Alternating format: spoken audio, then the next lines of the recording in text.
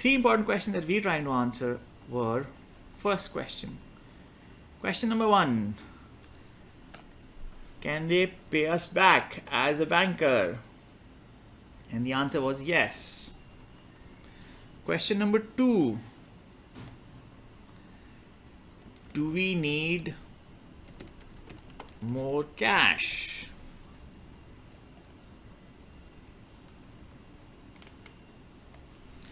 We answer that question, right? From the ownership point of view. Question number 3. How much is GEMS worth? We've answered that question. Question number 4, which is here, which is how do we test it? How do we test our valuation model? We answered that question. So we answered 4 questions in total. What did we learn in this process? What are we supposed to learn? What was the objective of these exercises, right? So step number 1 is what? Build the model. Step number 2 is calibrate it, right? We spent a fair bit of time calibrate the model to the real world, to history. Okay. Step number 3, test and double check your cash, so your operating cash calculations and your model cross checks. And then step number 4 was answer the questions you started with. And then step number 5 for us was test the range of assumptions for values you're looking for. Step number 6, you can actually double back and solve for what others have done in the market. Okay?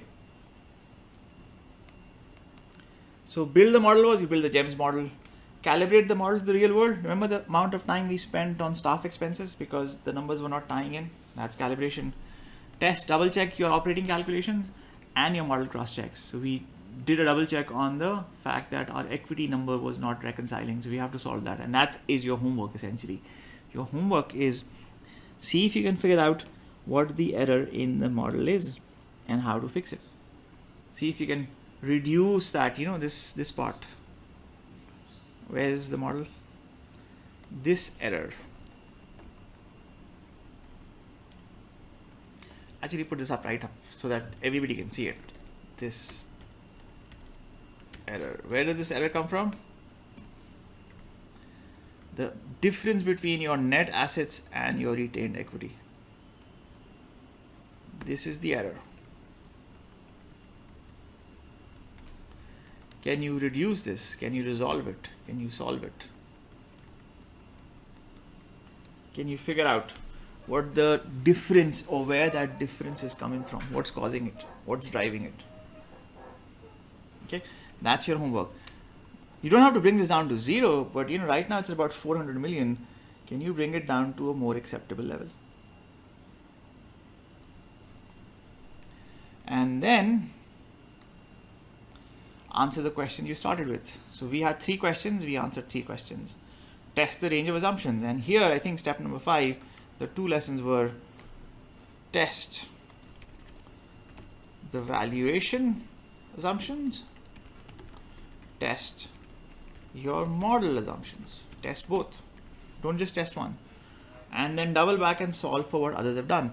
Why did CVC pay $4 billion for GEMS?